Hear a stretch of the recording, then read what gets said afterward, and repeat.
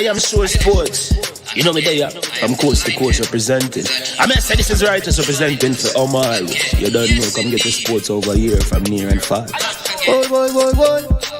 Me say I am sure sports, one thing me sure about. When me say sure, that me not doubt. Come get your sports, get it over here. Come subscribe, repost and share. I am sure sports, one thing me sure about. When me say sure, that me not doubt. Come get your sports, get it over here. Come subscribe, repost and share. If me not sure, that me not say it. Know who score, that me not say it. Never know no game play, that me not say it. If me never see no game, me no know who play. For your sports news, better come over here so. For your soccer news, then come over here so. If you don't love sports, still come over here so. For the day done, you a go love over here so.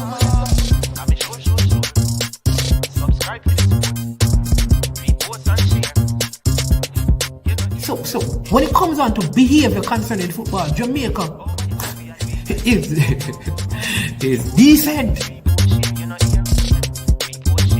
I am sure that if we can get all of these things done, set in place by the end of April, it gives us enough time before the World Cup campaign. Not afraid of no Brazil, no Argentina with these crap of players. We are good enough. Remember, like, subscribe, share. Listen, comment, let me know what your thoughts are. Trick Nick Jerk Marinade gives your meats and vegetables authentic Jamaican jerk flavor. The spices are directly from Jamaica. Spices like jerk seasoning, allspice, scotch bonnet pepper, fresh scallions, thyme, ginger, and garlic. The key ingredients to a great jerk marinade. 0% sugar and low in sodium. You want to try it? Made up of 18 Jamaican herbs and spices. Add delicious, bold flavor to your next grilling experience. Flavoring sauce, a marinade, basting, condiment, or topping. Trick Nick Jerk Barbecue Sauce.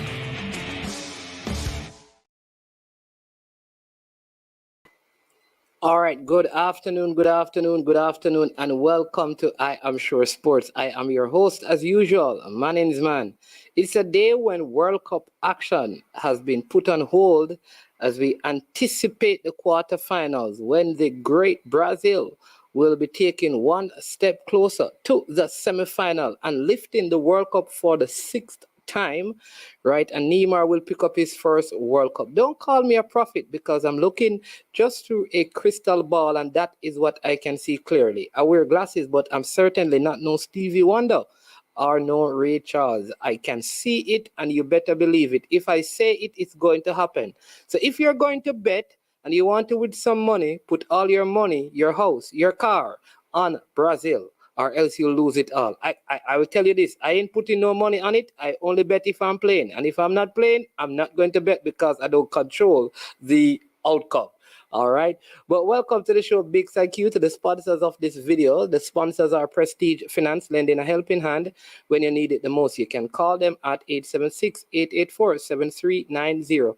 Prestige Finance is located in Linstead, St. Catherine, Jamaica, and they're offering you loans of up to 100,000 Jamaican dollars. There's no processing fee, same day processing, and 0 to 4% interest rate. Also to Launch Legacy, where they handle risk and they seek legacy for all your personal insurance needs in Canada and the USA. Visit them at launchlegacy.com or call or text them at 647-989-0782. When you stop working for money, Launch Legacy will cause your money to start working for you. Again, once you're on the stream, we want you to hit the like button. If you have not yet subscribed, please go ahead and do so and share the stream with others. Today, I have the distinct privilege and honor of again bringing into our I Am Sure Sports studio virtually as he chills out in the cool climate of Jamaica, having departed the snowy Denver, Colorado, to enjoy the warm weather of Jamaica. Get some jerk chicken, drink some Red Stripe, eat some Christmas cake, some curry goat, and also certainly I am sure that you'll have some good Christmas cake out here in Jamaica. We have with us the Jamaican born but excellent American coach over there at Colorado Rapids. His name is Mr. Robin Fraser, and I want you to join me in welcoming him to I Am Sure Sports for the second time. Coach Fraser, welcome. My name's man. Thank you for having me back. Awesome. Look like I never offended you too much the last time, so let me come back one more time. Hey, you never tell me say you're such a big Brazil fan. Oh, yeah. I hope As we we're on down the here, same side. as we're down here talking, it seemed like we're joking the whole last week that Jamaicans think them as Brazilians. You know, you know what? I don't take it that serious. See, people are having like motorcades, and you saw the pictures and jumps and driving in buses and the decked out in the street with flags waving. That's it in Trenchtown. I don't know if you saw those videos. I didn't see that, Crazy but stuff. everywhere I've been, I've seen Brazil flags on cars, on flagpoles, on the front of the car, the back of the car, it paint on there. So I don't know if Brazil realize how much pressure them under, but an entire country is rooting for them. It seemed like. Yeah, you know what? A lot of us we were also, to be fair, a lot of Jamaicans were hoping that just from a Concacaf perspective, that the United States did well. But I think the So, youth in their team, you know, that affected them. I think they need a little bit more experience.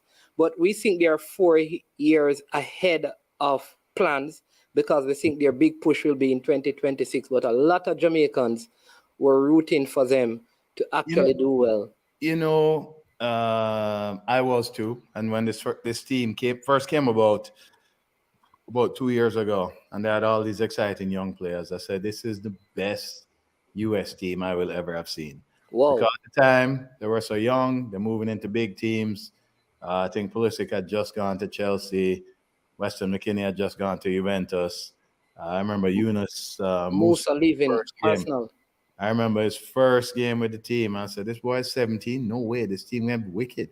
But then what we saw throughout the last couple of years is the inconsistency of youth, and you have some very good moments and some very bad moments. And that's the thing I was thinking is if they put it all together, they had a Yeah. chance to go quite far in this tournament. But if they didn't, again, you have the inexperience of the youth, but a lot of potential certainly, and certainly would like to think is better by next time around. However, I can't not talk about CONCACAF and not talk Yeah. about Canada I'm telling because you. I was in Canada for 4.5 years and worked with a lot of those players, worked Whoa. against a lot of those players, and I'm telling you, man, I was expecting Canada to be really, really dangerous. They had enough players that are individually very dangerous because not that many players in the world, not that many teams in the world have multiple people that can beat people.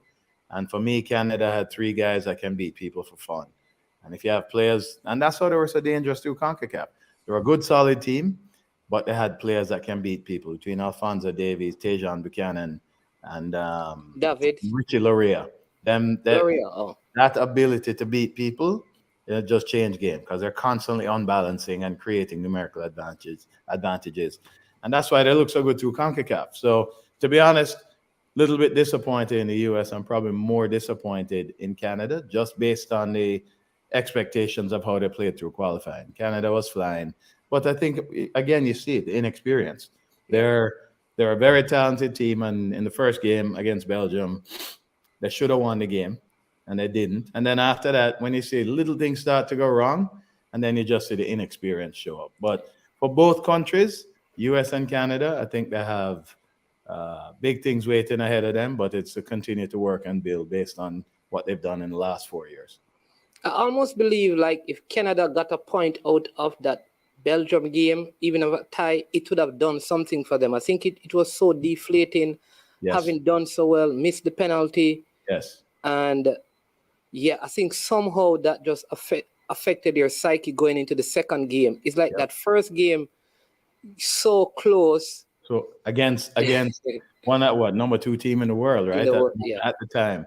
So I agree with you. If they had gotten something out of that game, I think they would have felt less desperation to prove something in the second game. And anytime you have desperation, it can go one way or the other. And then by the time the third game roll around, them spirit already break. yeah, That's what it looked like to me, at least. yeah. But what is your overall? I mean, I mean, are you surprised about all the surprises in the World Cup, or this is just the evolution of football now? There are smaller amount of big teams compared to minnows or small teams. Are you're not No, surprised, or no, this is wow? I think it's both. I mean, I am very surprised at the amount of small teams that made a difference in the earlier part. As you get down toward the end now, you're seeing more and more the big teams start to show up. But I do think that some of the surprises that we saw is a testament to players playing in different leagues around the world, coaching and the evolution of coaching and better coaching getting to some of the smaller countries, which has them a little bit more prepared. The players are a little bit better based on playing in different leagues around the world. And, we talk about how soccer is a global sport. Well, the fact of the matter is now so much of the technical expertise, tactical expertise is starting to spread to even the smaller teams. And as a result, you have a number of teams that really had good showings. Again, like I said, Canada could have made a difference. US had moments where they look really dangerous. The African countries were almost all really, really good this year and putting up a big stink. Obviously, Morocco still going, just take down Spain. I think it has a lot to do with the game is in constant flux. There were three Asian teams in the round of 16. Australia, Right. which plays in the Asian Confed, though they are oceanic. Japan and South South Korea. Korea. Yeah. Yeah, And it's just, again, it's a testament to not only where the players are playing, but how the coaching is improving and the modern nuances in the game are creating opportunities for teams that might not otherwise have had opportunities. So, I really think that what you're seeing is the growth of the sport globally. And as a result, the big teams can't just take things for granted anymore. They have to actually work and earn everything because the little teams can actually make a difference now. And we're seeing it in this World Cup, I think, more than any other World Cup I've seen. You think about, you're probably too young for this, but 1982, when Algeria made some real noise early in that World Cup, it was such an anomaly. You just don't see those small teams, African teams, really making any waves. And that was such an anomaly at the time. And now you look around, every single group you have to call them surprises because of yeah, where the rankings are.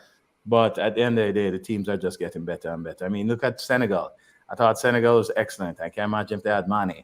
What a difference that yeah, would make, yeah. and it's really kind of an exciting thing because now I feel like going into the next World Cup, you're not just going to be thinking about the big names.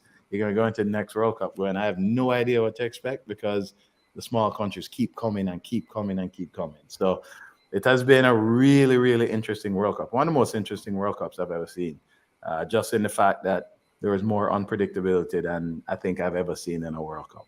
Yeah. And then what you have is that in 2026, based on the added numbers to the World Cup, you already have three host nations who have qualified, which is the US, Mexico, and Canada. And then there are three additional spots, automatic spots for Concacaf. So No that will be way. So yeah, I just had this discussion today or yesterday that I wasn't sure. With the three teams already qualifying, I they didn't get know how many other teams were going to be allowed in out of CONCACAF. You're saying it's three additional? three, right? And there's also two half spots. So from the final eight, three will qualify, and fourth and fifth will go off into a playoff because moving up to 48 teams Yes, for the yes. next World I Cup. remember So that this morning, as a matter of fact. Yes. But yeah, so it's a phenomenal opportunity for CONCACAF teams, a phenomenal opportunity for Jamaica. Any of the teams that are kind of nipping at the heels in CONCACAF to get to the World Cup now is a real opportunity with the three major teams. I mean, you have to call Canada the major team. No, I mean, they won CONCACAF, so certainly you think they're a legitimate group. yeah, But real opportunities now exist for Jamaica, for Honduras, for teams that are in and out, and sometimes they get in, sometimes they don't. So you really look at this next 4 years as a big opportunity for all of CONCACAF, and all the countries should be taking it that way and saying, "Boy, this is a real opportunity, and we really have to jump on it." And in the next 2 years, get our ducks in a row, and once qualifying, start really be in a position to make a difference. And this is this leads us a good segue into What you're doing. for this Exactly, weekend. exactly. Um, Which is, yes. So go my ahead and tell the people about big stuff happening in Jamaica this weekend. It is football to the world so it's the 17th, not this coming weekend, the next this weekend, weekend, Saturday, yes. the 17th. We're going to do Wolde and myself, Wolde Harris and myself. Wolde is my assistant coach in Colorado. We're going to do a couple of sessions on that day, on the 17th, at Waterhouse, where we're going to start in the morning with one session from 10 to 11:30, and then from 11:30 to 1, lunch going to be provided, refreshments going to be provided for the coaches who are in attendance, and within that time period also, we're just going to have some Q&A, and it will be a good opportunity to discuss football in many different facets, and then we come back in the afternoon from 1 to 2:30. We're going to have another session. The morning session is geared toward defending principles, and the afternoon session is geared toward attacking principles. And one of the things that I really want to do, I believe, is to talk about the thought process of how we're trying to create training sessions and the purpose and the objective, and to get people to really start to think and explore and figure out what exactly it is they want to teach and how best they want to teach it. And we'll go over a set of one of the things I want to do is talk about our principles of defending and attacking, and talk about training sessions that we put together to try to replicate those decision-making moments time and time again. And so really one of the biggest focuses of this exercise is really to challenge people to think about how they're preparing sessions and what objective they're trying to get to and what is the best way to go about it. And it's the best way. I will talk about my philosophy and how Yes. I go about it. And everybody's process might be slightly different, but more than anything else is really to open people's minds to not just do the same old things that you see. And to be clear, most of us in football, we all take from everybody else. We all see somebody do something, and if it makes sense for me based on my set of principles, then I would take that exercise and I would do it. I might like the exercise and tweak it slightly to gear it more toward my set of principles versus Right. the coach who I'm taking it from. But it's part of the process is that we all look at sessions with the thought of, oh, I like the way that flow, I like the way it does this, I like the way it does that, and now does it make sense for me and the way I coach and how I think? And if so, then you implement it.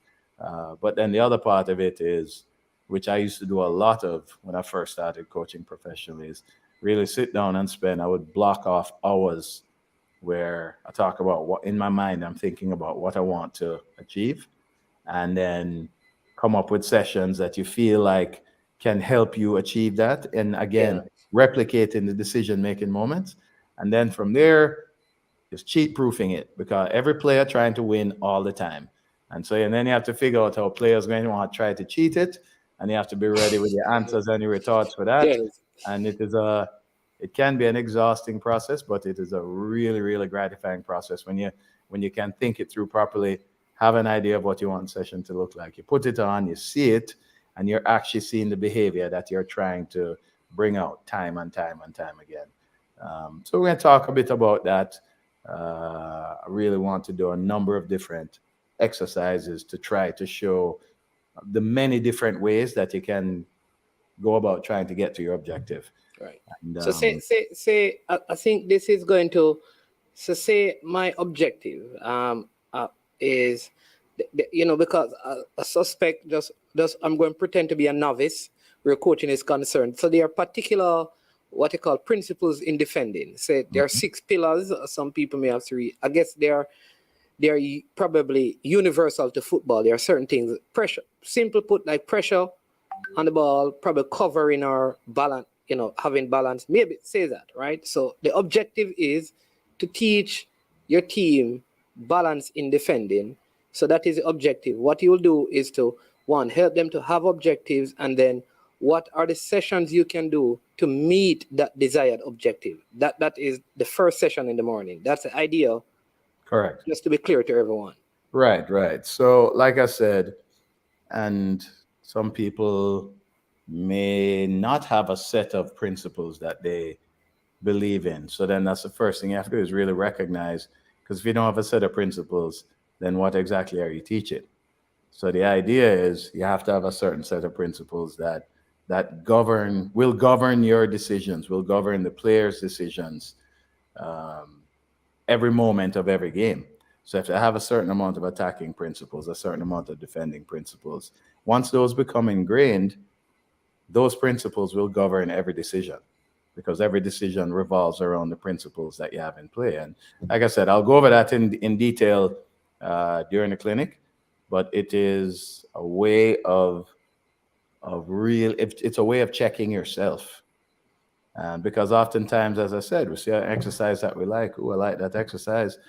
But if you stop and think about it, is it applicable to the way that you want to play? Is it applicable to your principles? And principles are going to vary person to person, because they have different. Everybody has different things they like or different things that they believe.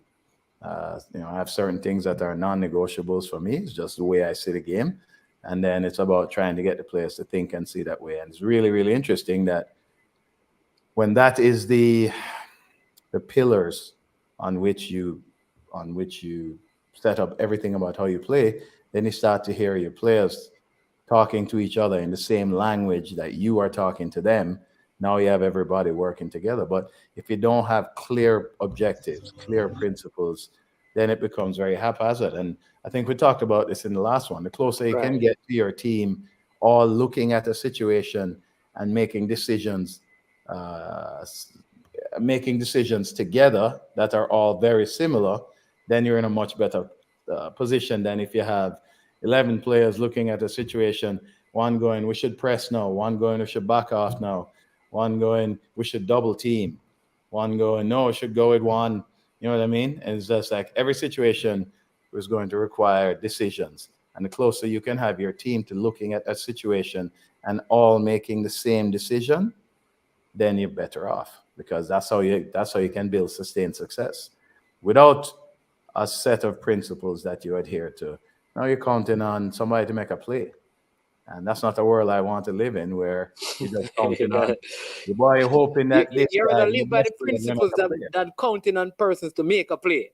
You Yeah, live by the principles. Okay. because what happened then is if everybody's working towards it, it must be better than one person working toward an objective, two or three is working toward a different objective, two or three working toward a third objective. Now you're all over the place, and you might have success from time to time because you might have good players that can make that happen.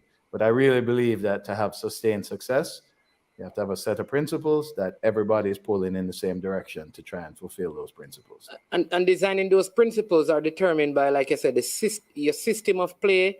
Whether you're going to be a is that, or you just create the principles, and whatever those principles are, whether you're going to play high press, low block, mid block, they apply. My principles are going to apply no matter what system of play, or do you tweak your principles based on the system of play? Will that be a part of what you cover in that first session in terms So, of defending in the morning? yeah, so for me, the principles are the principles. And the difference between me and you and coaches here in Jamaica, and so that's all of us as one group. The difference between us and Mikel Arteta and Pep Guardiola is I like the fact that you use Mikel Arteta because I support Arsenal. Thank you. I just spent 10 days there. I'll tell you about You that. have no Anyway, you have no choice right now but to support Arsenal. You're in Colorado. We know how that is. I was just there for 10 days and spent time with them. So Wow, yeah, it was really, awesome, really good. But the awesome. difference between all of us in that small bucket and Pep and Arteta is they have principles, they have a game model, and then they go out and hand select players to suit what they want to do. We Okay. don't necessarily have that luxury, right? Because in order to do that, you have to say, okay, I need this winger. He can be Oh, I see what physical, you mean. he can do whatever, and he can do the work, and he can press, and he will defend in his own end if he wants to. And you can have all of these things that you want to have. And if you're Pep or if you're Arteta, then you actually have money to go out and find that exact player. The rest of us in that first bucket I talk about, we can talk about all the things that we want in a game model, but we don't necessarily have the resources to go out and get the exact player. So what I think that means is you have a game model, you have a way you want to play, but at the end of the day, you look at your players and you have to adapt them to, or you have to adapt your game model based on the players that you have. And regardless of the players that you have or you don't have, your principles don't change. You can achieve certain things you can achieve certain things with a certain level of player. You can achieve more with better players, and you can probably achieve less with worse players, but your principles still going to guide your decision making and how you go about things. Yeah. Like it don't matter if I have, a $200 million budget of players or I have a $3 million budget of players. There is no way that one person is going to go and press 3 and win the ball. You mentioned Neymar, so you sound like a Brazil fan. I was going to say the best player in the world. So I'll go with you as a Brazilian. You could have Neymar on the team, and it don't matter how much him worth and how much him make. If it's him one going to press 3 people, it's going to be completely ineffective. You understand what I'm saying? So the principles don't change based on your players. Personnel. What you can achieve and how you can achieve it, that will change based on your players. And, I'm somebody that our team don't spend a lot of money, relatively speaking, within the league. In fact, I think we have the lowest spend in the league. Whoa. Last year, not this year, but last year, we won the Western Conference. So if you look at it and say, how can this little team that don't spend any money win the Western Conference against Seattle, who have, I think, 7 guys making $1 million in the starting lineup? You have LAFC, who bring Gareth Bale and put him on the bench because they have so many other good players. Like, how we going to win the conference against them with lesser players? Well, what it is that our lesser players are all working together to adhere to the principles that we have laid out. And now when you have a group of players that really work as a team, you can be better than the teams with the big players. You can be, but it takes the right type of unselfishness within the group to do that. So a lot of different ways you can go about it. And some of us have the luxury to spend a ton of money and get the best players. Some of us don't. We still have to try to win.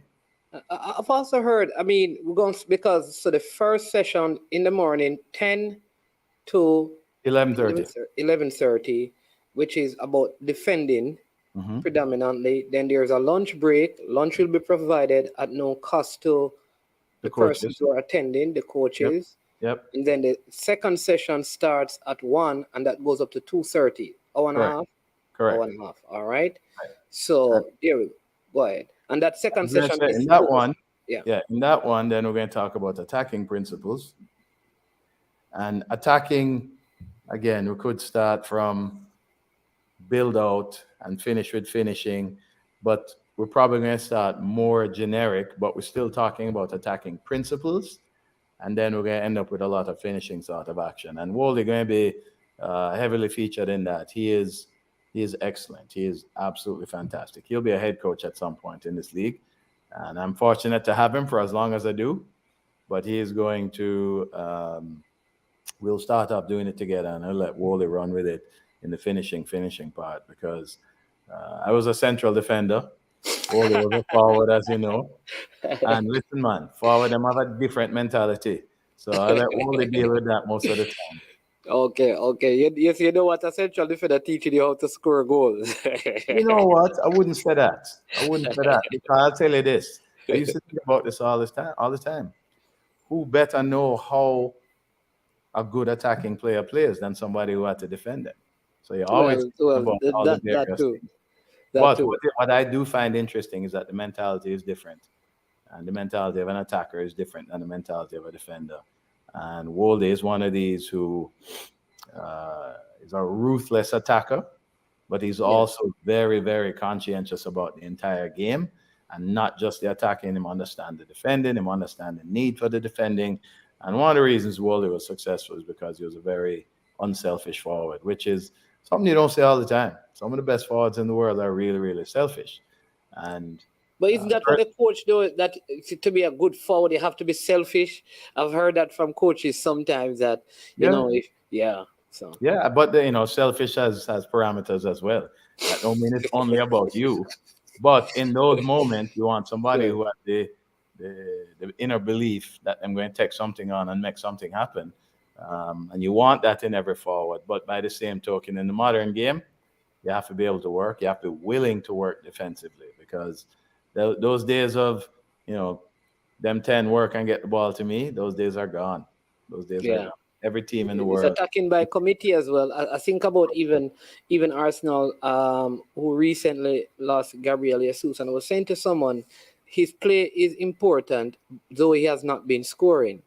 So you can replace the goal because he has not scored in around 10 games. So maybe you can replace the goals, but you mean because there is not a lot of goals that is missing, but the overall play because teams now attack by committee, they Of course. defend by committee. It's not like you have individual flashes of brilliance, but it is more of a team effort and things. Someone is asking if at the end of this, is there any sort of certification, maybe of participation, or it's just I just don't I don't have anything. I don't have anything mostly because I don't feel like in one day it would be unethical. It would be silly for me to think that after one day I can give certify some somebody for coming. It's just not enough time.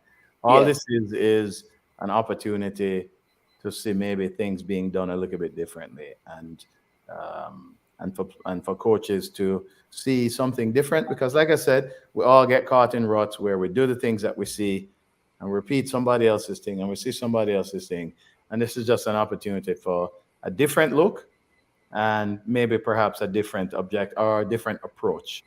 And all I want to do, I mean, I told you this the last time, there is no desire for any financial gain. This yeah is all about we just want to make or help make football in this country better. And yeah because I've felt since day one, I left here when I was 12 years old. I played at St. Peter and Paul, and I couldn't believe the amount of talent that there was here. When you go to the US as a 12-year-old and you start to play and you look around and you go, in 1978, 12-year-olds in the US were not very good. So I can tell you that for sure. And I've always felt that there's so much ability here, so much talent here, and there's some infrastructure issues, things I've been learning about since I've been down here. Um, there are lots of reasons why it can be difficult for players to make it. But one of the things that I would certainly like to be able to help with is the coaching approach. There are a yeah lot of other things to tackle here, from youth soccer all the way up. yeah That is a lot about the country and about the JFF and people in the country being willing to facilitate or improve the pathway for Jamaican players. And I But think that a lot of that is networking. Like I think what you're doing is key because I just want to add to that. While you do that, because no one person can provide all the solutions to all the different areas that needs help. Like recently, for example, Freddie Butler, a former player as well. He's out in Port St. Lucie.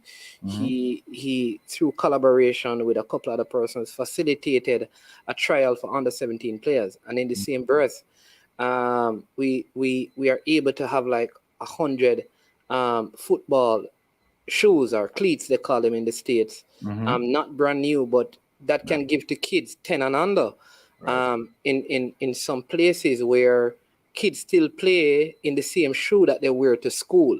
Yeah. And so while you're doing the coaching thing, there are others who are doing Right.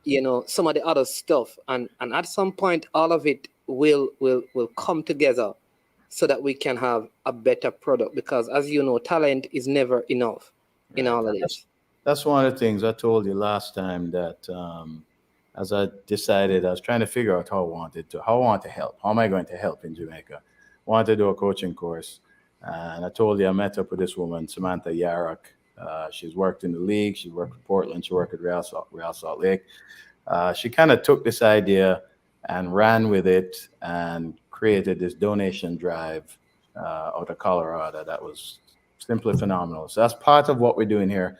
What we're talking about here is a coaching clinic, but part of what we'll be doing while we're here is also distributing gear that we've had donated, because for the exact same reasons that you say. I mean, there are so many challenges and obstacles to getting to improving Jamaican football, and it starts with as simple as make sure that kids have equipment, make sure they have balls, make sure they have shoes, and that sort of thing. So she has been really instrumental in putting this together, along with a woman named Monica from Football for the World, and they've been extremely helpful in putting that whole part of it together. And it's certainly something that we're planning to do is to donate some gear to some communities along the way here. Awesome. What is you want to tell us a little bit about what is, because one, we want to talk a little bit about who can, let's get to that. Who can attend and what do they have to do to actually attend? Because I guess you want it to be well attended, but you don't want it to be over attended. Right. So we're going to cap the numbers. There is going to be a limited number of coaches. Sign up sheets available on Football for the World's website. So let me share that. footballfortheworld.org. All right. So I'm going to football. Let me just type that in so people can get it. Football. Footballfortheworld.org. Right. The sign-up sheet will be there. Footballfortheworld.org. So there you go, people. That is the link right there. Footballfortheworld.org. Correct. There's a form there that you can fill out. And my suggestion is that the form is available now. Yes. Because there's a cap on the amount of persons. Lunch will be provided. There's no cost for attending. So you should go ahead and sign up now. And it doesn't matter if you coach in Premier League, school, grassroots, male or female. Yes. You can sign up. 100%. And that's the thing is that, and I'll say this on the morning, which is, some of it might be below some people and where they're coaching. Some of it might be above some people and where they're coaching. But the idea is to, again, when you talk about principles, the principles will ring true regardless of ages, gender, that sort of thing. What makes a difference is obviously the older, stronger, more experienced players. They're going to be able to execute things more, and you're going to see it more readily. But the principles are the principles, and they can apply at any of the ages. So it makes sense, I think, that everybody from all different age groups and talent levels are there, because this is an idea.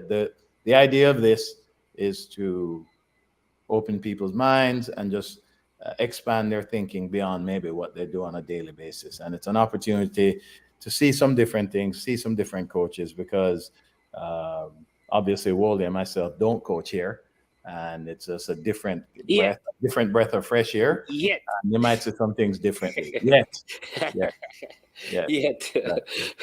Could happen in the future, we don't know, so we say yet. But it is going to be at the Waterhouse football field, Julesland Waterhouse. Yes. Again, it starts at 10 on the 17th of December. My suggestion is that once you sign up, you get there at 9:30. You don't want to get there at 10 because that's when it is starting. Just in case you need to get, I don't know if you'll be given a folder to take in notes, or you should bring your own notepad. Right. I don't have an answer to that at the moment, so I would say, to be sure, everybody should bring their own notepad. Yes. I will look into that, and I will let you know if I hear anything different. And they need to bring well, they don't need to bring whistles because it's and time to stop watches. No, just bring something to take notes. And be ready to participate and see if we can engage in some healthy debate and that sort of thing. So we're really looking forward to it. Is this something that you plan on doing again, or this is just a one-off thing and that's it? All right, man. Or this is something you're hoping that the football for the world can make it an ongoing thing, maybe even to expand it beyond the corporate era. Because you know what is going to happen? I can tell you this, by the time I come off this stream, people are going to text and call me and say, man, everything them having in Jamaica is just Kingston Warm country people no play football as well. That's Well, just yeah, no, it's a fair question, and we had to start somewhere, right? We had to start, there you go. and because we have some contacts at Waterhouse, it made sense to be there. But if this is well received, is the kind of thing that I could see us doing year in, year out, and hitting up different parts of the country. In fact, we were just over in Treasure Beach a few days It's a ago, and beautiful place to have one. absolutely, and looking at their facilities there, and we talked about the possibility of doing that next year. So we have to start somewhere, and this is where we're starting. And hopefully it goes well, is well received, it makes sense for everybody, it's helpful. And if that's the case, then we've certainly planned to do this going forward year after year. But like I said, the thing is we had to start somewhere. We had an opportunity to do it at Waterhouse. Thanks, Bruce McNeil has been generous enough to offer the facilities there. So it's a good place for us to start. We want to be able to do this and really try and expose as many people as we can to just a different type of thinking. Yeah. So let me just say this. All right. So coaches, here's what I don't know what the number is in terms of the cap on it, but I'd prefer to know that more people signed up than they can facilitate. Right. And they have to say, listen, we can't go past this number. And that would probably force them to force their hand to move more quickly in doing it next year, Right. again, or a couple of years after. So go ahead. No, I was just going to say, like I said, I mean, if it's well received and it goes over well and people feel like it's beneficial, then it would certainly be something that we could see ourselves doing really year over year. If this goes well, and the thing is too, we have a pretty long break this year because of the World Cup. But if this goes well and it's well received, and it seems like it would be well received in other parts, then it could be somewhere in the country next year. It could be Kingston and country next year. Yeah. That is awesome. And then there's a next arm to what you're doing, which is to give back to communities, football equipment and gears, which is going to happen on the same day, or that happens in the week, and then everything culminates with the clinic on the Saturday. There will be some that day. There are a couple other locations that we're looking at hitting up for donating some gear. The timing on that isn't necessarily clear. We are wanting to get involved. Andre Blake is doing something on the 12th, this Sunday. Andre Blake is doing something Sunday, yes. So we're hoping that our gear comes in time, and we can also be part of that. All right. See, one of the coaches here is saying that he went on it and he's not seen the sign-up form. On the Football for the World? Yeah. It is my understanding that it is up and has been up for a couple of days. I can. Let me see. We can check and find it and let them. So sign up, people. I'm encouraging you to do so right now. You don't want to miss this. Let me see. Football for the World. I'm just going off the flyer that I showed you and clicked on the sign up link, and it took me right there. So let me see. Okay, so there is. So let me share this with them so they can see. Maybe we can go through this. Let me see if we can do it this way. Okay. Or if you can if you can WhatsApp me the link for the sign up, I can also pin that for them to go directly to it. So is that something you can copy and send to me? So yeah, let me see if I can get that to you. Yeah. All right. So this is what I'm about. Us donate, get involved, programs. Where would be the sign up part, Coach? I'm looking. I just clicked on it. Hold on a second. Let me go back again. All right, I'm going to send you something right now, and tell me what comes up. All right. via WhatsApp. Okay. All right. So let me see if I go to. All right. So it brings me. Yeah. So I have that already. That is the same link. So I have it up So on. then you see at the bottom where it says, you see at the bottom where it says there's a link to sign up from there. All right. You have date the 17th time question and answer Go down about to the Robin bottom. Fraser, about Woolley Harris. RSVP is required. That one. Spots are Okay. limited. RSVP is required. Click on that one. All right. So there you go. So people look at what is on it. I don't know. It goes all the way down. So right here, spots Yes. are limited. So right when you get to the section that says about Woolley Harris, right at the end of that, unseen. So you should see that, right? So Where it it says is HTTPS right. forms. Click Yeah. on that, and that will take you right to it. Right to the form. So just check on that and tell me if you see that, and then so that's where the sign up form is. The link is pinned footballfortheworld.org. When you go on that page, on the home page, you go down and it says about Woolley Harris. At the end of that, right above the picture, with Coach Robin Fraser, and is that Woolley beside Yeah, you? that's Woolley. That's And Woolley. Woolley beside you, Woolley is in the hat. Right above that, there is something that says spots are limited. RSVP is required. And then there is a link. Hit on that link right now, and it takes you directly to the sign up. I have gone on it, and it is actually there. So check that unseen. Thank you for the verification. Go and check that again. All right. Anyone you want to thank Coach Fraser, and mention the persons who are involved in making this happen? I know you mentioned Woolly is going to be there, Bicknell and the Waterhouse, Bruce Bicknell and the Waterhouse family, coming on board to support this. There are two ladies you also mentioned who is a part of this setup. You want to just make any mention of some of those persons who have come No. together to make this happen? Yeah, I mean, we mentioned them already, and you mentioned them there. And as I said, Samantha Yarrock is the one who really ran with the donation part of it, and she was working with Monica. I can't pronounce Monica's last name, so I was going to say Monica from Football for the World. But they have really made this part of it, and the donation part, and getting the gear together and getting it shipped down and all that sort of thing.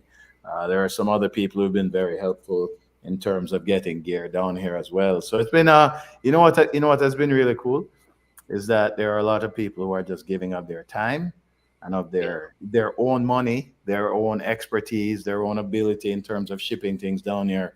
And quite a few people have been involved, and people are only doing it for one reason, because they want to help football in Jamaica. So it has been a highly collaborative effort among many, many people. Mark Barnett, my oldest friend in the world, who has moved back to Jamaica. What? He's back here? He's living here now. He has been an integral part of this entire thing, whether it's through the donation or setting up the coaches clinic. He is kind of the man behind the man here. He's been involved. He's been the man on the ground in Jamaica. So it's been a lot of people been working at this to put this together, and we're really looking forward to it, and really looking forward to the day, the coaching part of it, and then certainly to get the gear out to kids as well. What I will say is that I must commend you, because when we did the interview, you did commit to wanting to give back, wanting to help, and know your effort are no matching your words, because it speaks of your integrity and the commitment to do that which you say, and that must be highly commended. I think this is going to be great. I think we need more initiatives like this. As a fellow vlogger, his name is Formula Sports, says, yeah man, we have to big up great initiatives like this. I think we have a wealth as a nation. We have a wealth of human capital spread out all across the world, and I've worked with many organizations who give things, and I always say to them, listen, it's good to build a house, but imagine if you share the kind of wealth of knowledge you have to the people so they could build the houses. Correct. So I've they never could. heard it in the house farm. I've heard it the fishing farm. Yeah.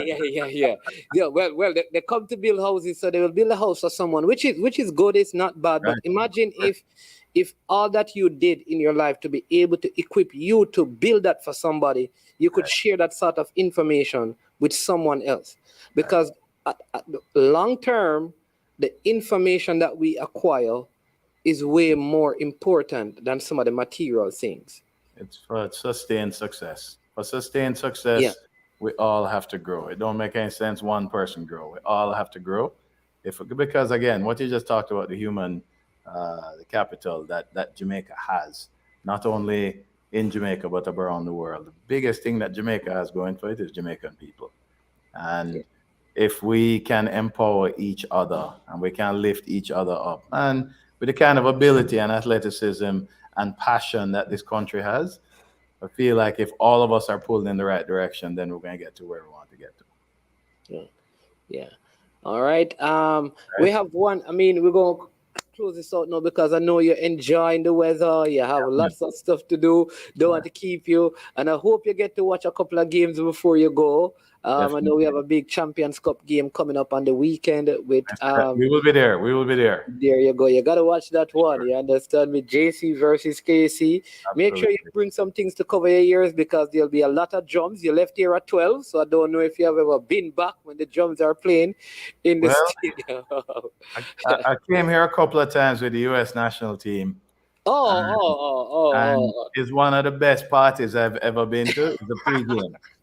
So I hope they have the 5 stories worth of speakers up on the far side in the stadium. That's what I'm hoping. Yes. Somebody's asking. He says, he is digressing. He says, big up management and Robin. To digress a bit, based on your defensive principles, how do you adjust England defense and particularly their right back to nullify the speed and skills of Mbappe? Well, if you can grow a defender with the kind of speed that Mbappe have by next week, then you're in good shape. Coach Chris, are you Other than saying that, I that have there is two no hope? suggestions. Other than that, I have 2 suggestions. One is be so good with the ball that Mbappe, his team never gets it, so therefore he never gets it. Or you're going to line up about 6 people around him and hope the rest can deal with the others. That's how dangerous you think he is. Oh my Man. Lord. This youth is something else, man. His athleticism, and then so a couple years ago he was just ridiculously explosive, but now him have guile, now him have experience, him have guile, and you put it together with that kind of athleticism. So he is a real handful and a real world superstar. Yeah. And how is when does preseason begin for Colorado after the World Cup? So for us, preseason players actually report the end of the first week in January, and come January 12th, we're off to Mexico for a couple of weeks, and then we're into preseason. Okay. So it's a long break for us because of the World Cup, probably the longest break I can remember in the league. But in a way, it's been nice to decompress, and obviously watch a World Cup. But certainly, we're looking forward to ramping it up and getting going again. Yeah. Finally, I heard recently that the MLS is planning on doing away with the draft system, meaning having the players coming out of college for MLS. There's a next way that is going to be done. Is that so? That's what we have been hearing. I don't know if it is something that is immediate or over time. That is the plan. There's been talk for years about doing away the combine. The combine used to be a big event. Everybody goes down in January and spend, a week in Florida and then go straight to the draft. But what has happened is, because of the advent of the academy system and the MLS making it mandatory, all teams have academies now. So we're all trying to nurture players. You have territories that you can nurture players from. And as a result, the best players, generally speaking, aren't going to college now. They're going into these academies and making their way into professional ranks at a younger age. So what that is doing is making the college draft somewhat less relevant, because you used to have, once upon a time, you used to have 6 rounds and the draft would take 4 hours. But now, most times, I think I don't even know what the draft is down to now, but they don't have the combine anymore. It might be down to 2 rounds, Oh, and so they're slowly phasing it out. But what you okay, I find see. every year is you probably find 6 or 7 good players in the draft. So they're not completely doing away with it yet, but they've changed it where they used to spend a ton of money on the combine. Everybody goes there, you watch a bunch of games, and right now you just don't have that much depth in college. So now they're actually having an event. I think it's this weekend that they're having a small college event, um, and some coaches are going to watch. We have representatives going from our team, Okay. and then a draft will occur at some point. But it's not what it used to be. Like the college draft Because used to you be. you came through the draft system Uh not into the exactly. A League that time, right? Yeah, so there was not draft to the A League. Remember, I'm old enough. I I was around. I was Oh, maybe, playing. yeah. I was playing. Put it this way, MLS is going into his 28th season, Right. and Wooldie went through the draft though. From was it yes, Clemson? Was it Clemson? he went to Clemson. Wally went to Yeah, yeah, Clemson. yeah. He went through the draft. Yeah, yeah. Yeah, so we're in the 28th year of the league, and I played for 6 years in Colorado before the league started. And Lon Oh, Donaldson was my coach. I don't know if we talk about that. Lon Donaldson, who yes, is yes, now we did, we coaching the did. Yeah, women's yeah, yeah. national True. team. Yeah, Lon yeah. was my coach. London also. Yeah, yeah. True. We So did. we're gone back long time, but we're definitely getting away from the college draft. With less importance, less relevance, that sort of thing. But you still are able to get a few decent players out of it. So, But it's so if you definitely, see eh? in what they have now, if you see a player, just like I guess Arsenal will do it, they'll see a player in France who is 16. Can that player come into your academy system if they are not American, or is it just for American kids in a particular geographical location, the academies that the clubs operate? Yeah, it's you're asking me some serious questions here, man. You All right, really sorry. test my knowledge because you're not. No, the rules change quite frequently to keep up with any new thing that pops up. So what is happening now is you do have regions, and you are supposed to work within your regions, but now it is opening up, and you can recruit players from different regions, and you can certainly recruit players from regions that aren't any team's territories. But you are starting to find what we are starting to find is a lot of the players who are actually becoming quite successful are being recruited, and are being recruited from regions that are not necessarily their own. And you have Oh, players moving from this place to that place to be in the academy. International players, young players can come into the academies for sure, and that's creating some more challenges. Everything creates challenges, right? There's opportunities, but it's challenges. So now you're bringing in young players from overseas to be in your academy. Now you really have to make sure your academy system is in shape to accommodate a young man okay. on his own, away from his country, away from his family, be able to take care of him, be able to provide education, be able to do all of these things while they're going through their high school years.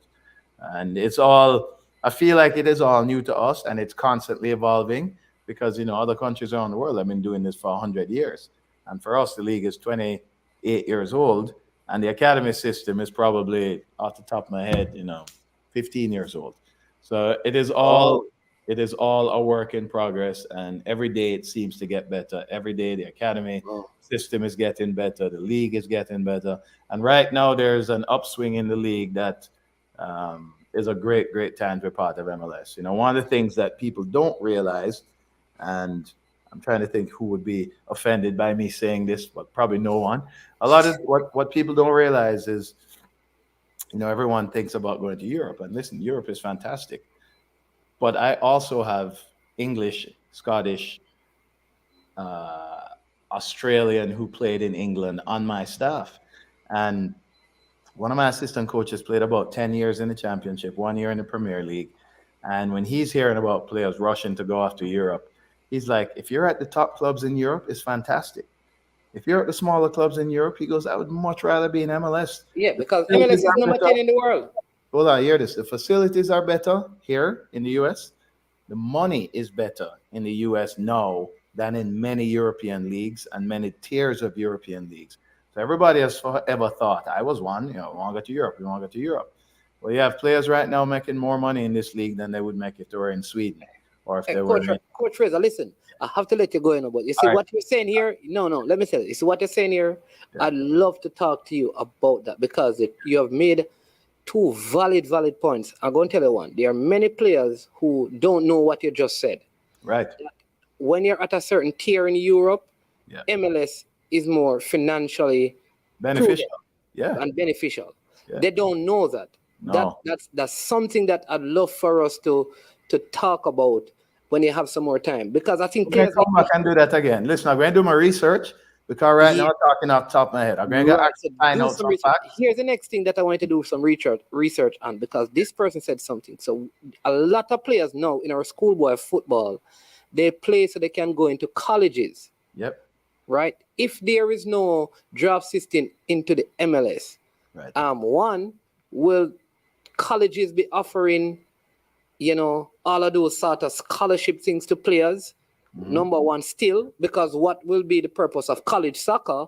Mm-hmm. Then, the competitiveness, if the best players are going into academies, mm-hmm. will that not, in Jamaica, I would say, water down college soccer? Will they not want Jamaican players? So all of these little dynamics. Hold on. I'm going to touch on that. Like I said, I don't know a lot, but I do know something about that. What is happening in college soccer now is with most of the best American players going into academies, how do you think colleges filling their rosters? Oh, they're probably looking outside of the U.S. market. Exactly. Oh, well, and listen, when I said the big, college combine and all of that has trickled down or dwindled down. But still, there is a draft.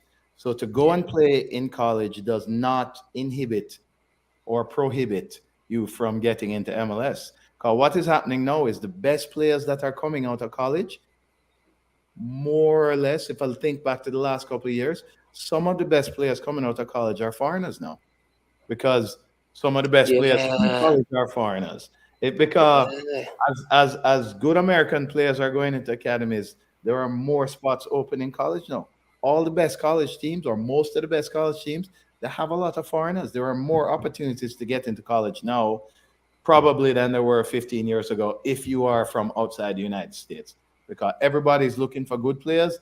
And if you're in LA and the best player in LA is going to the Galaxy, the second best player is going to LAFC, the third best player going to San Jose, now all of a sudden that's three players that they really wanted that they don't have. Now they have to find those three players somewhere else. And that's where the universities are benefiting from the foreign players. Yeah. I'd love for you to check that out, because, I mean, even do some research and come back and do talk off the top of my head. Yeah, because the MLS thing is that, like, a lot of us, even he's saying that we are going to see less Jamaicans in the MLS now. Is it possible to get Jamaicans in the MLS academies? That's what I asked earlier when I asked about that. But I don't know what the rules are. I think Coach Fraser would have to check out the rules to find out what it is to get international players. Like, if you saw a 16-year-old who is class, he's not yet ready to go pro, could he go into the Colorado Academy? What is that like? Because I don't think Jamaicans know this. I don't think Jamaicans know that just in the same way an Arsenal or a Ajax can take you to Ajax through their academy system, however that is, that happens in MLS. Most Jamaican footballers don't know that. So I believe I know the answer to that, but I'm going to say yes. But I'm going to look into it, and we're going to come back and we're going to have a discussion purely about some of these things. Yes, I'd love that.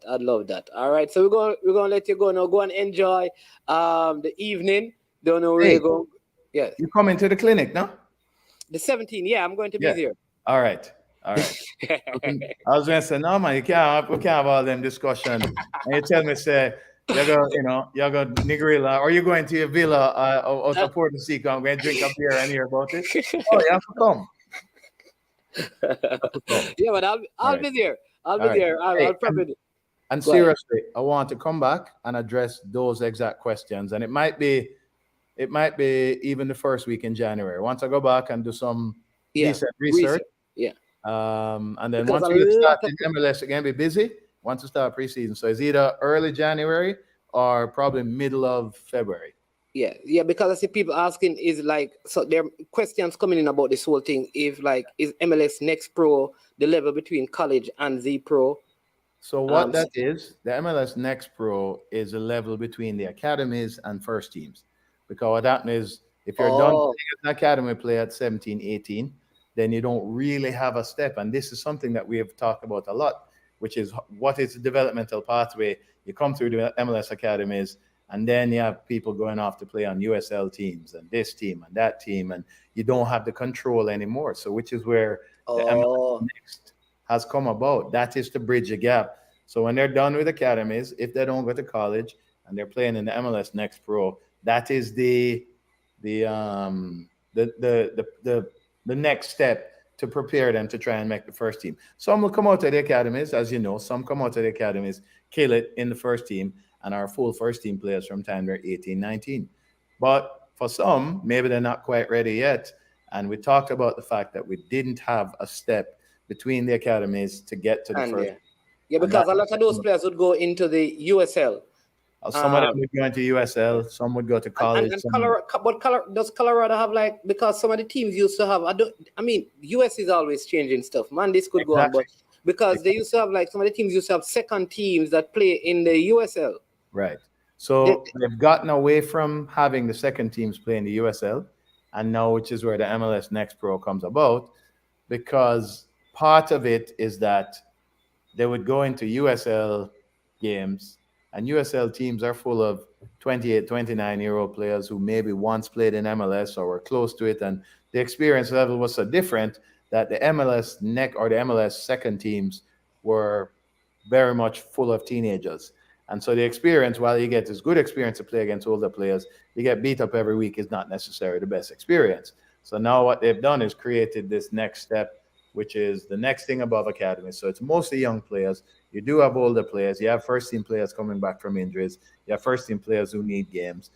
So we will have, one or two, three, four first team players in each of our MLS Next games. Guys who maybe don't get enough minutes with the first team, they need a place to play. They will go and play. okay. Guys who are young players. Last year we had a couple of 21-year-old Brazilians and Ecuadorians playing in that. But we also had a 33-year-old very good player who wasn't getting many minutes, and so he would go down and play. And so it's that sort of thing that we're trying to create, because the value of the 18, 19-year-olds playing with occasionally with a 30, 32-year-old is big, because his leadership and experience helps develop them. So that's what it is. The MLS Next Pro level is the ability to continue the pathway to get them ready for the first team. Yeah, man, this is good stuff. Good stuff. So listen, we're gonna let you run. All We're right. gonna have our next discussion because, like I said, I know you're probably going. Wooly going to bring you somewhere to eat some Yeah, man. roast fish and all of them things there, or steamed fish out by Port Royal. I don't know, but It's just a mystery. I'll let you know on the 17th. all right, All all right. right. So, And I'm yeah, gonna come man. back. I'm gonna come back early next year and grab that discussion. I think it's an important discussion. Yeah, man. All right, then. All right. Thank you, Right? Coach Fraser. Come on. Football Thank for the you. world. The 17th. Footballfortheworld.org. Yeah, .org. The 17th of December, Waterhouse Stadium, 10 a.m. in the morning. You need to go online and register at footballfortheworld.org. Scroll all the way down, right where you see the picture with Wooly Harris and Coach Robin Fraser. Right above that, it says limited spots RSVP. Right there's a link. You click on that link, you register. You need to do that now. If you don't have reservation, you don't stand a chance, and spaces are limited. You'll get lunch and so many other. You don't have to worry. The information you get, listen, you could all skip all lunch because the information you get will be information for a lifetime. I want to say a big thank you to Coach Robin Fraser. I'm the head coach at Major League Soccer Club Colorado Rapids over there. Hoping to see, I need to start wearing my Colorado Rapids jersey. I have links over there now, so All I need right. to get my Colorado Rapids jersey. Yeah, that's time is signed by Coach Fraser I'm and gonna all of get you those one things. on the next discussion we have. I hope you're wearing it. Definitely. right. I'll do that. All right. Hey, thanks All for right. having me on again. I really appreciate it, man. Anytime. Listen and tell Woldy how can he be in Jamaica just like Tyrone just did, Uh-huh. right? Oh, man, it's want me to tell you a star. Come on, man. So much things to do, man. It's been tied up. So how you in Jamaica and got tied up, man? How did that happen? How you get tied up? Hey, the man, they're a hero, you know. They're reggae boys. They're former reggae boys. They're heroes. They're So, not much busy. tell Wally that he can't come to Jamaica and that he'll manage one. So if nothing, we'll see each other on the 17th. But thank you so much. All right, my Cool, brother. man. Take care, man. Yeah, man. Blessings. All right. All right, cool. All right, so there you go, people. What a wonderful discussion that was with Coach Robin Fraser. And I want to encourage you, please ensure that you sign up. This is going to be good. 2 sessions, one on defensive principles, the other will be on offensive principles. It will be in Waterhouse on the 17th. Lunch will be provided. All you have to do is to go and sign up, fill out that form, and you are good to go. Just a couple of hours, healthy for you. Whether you're a female coach, male coach, whether you coach males, you coach female. If you're a grassroots coach, an amateur coach, a senior coach, you can go, right?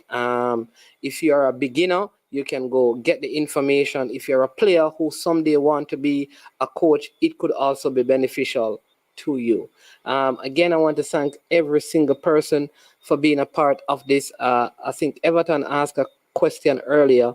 Where are all the people? Let me tell you what, I have learned on this platform so long that the things that are the most contentious get the most views, but we will continue to provide quality content that are solution-based discussion to the many problems affecting our football.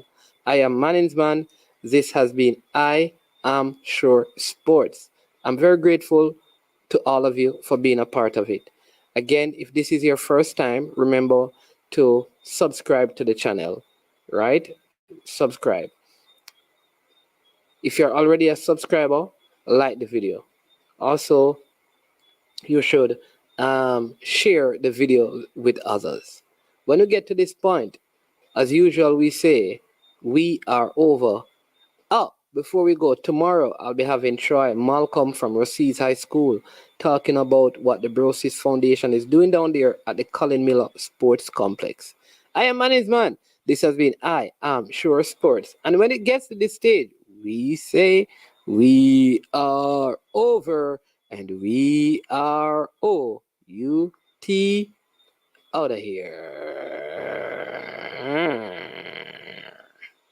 Boom, check it out, I don't know it's Jason. I'm here represent for I Am Sure Sports. For the latest news and updates, check out I Am Sure Sports. Make sure you go to the YouTube channel, subscribe and share. Jason representing I Am Sure. I Am Sure Sports.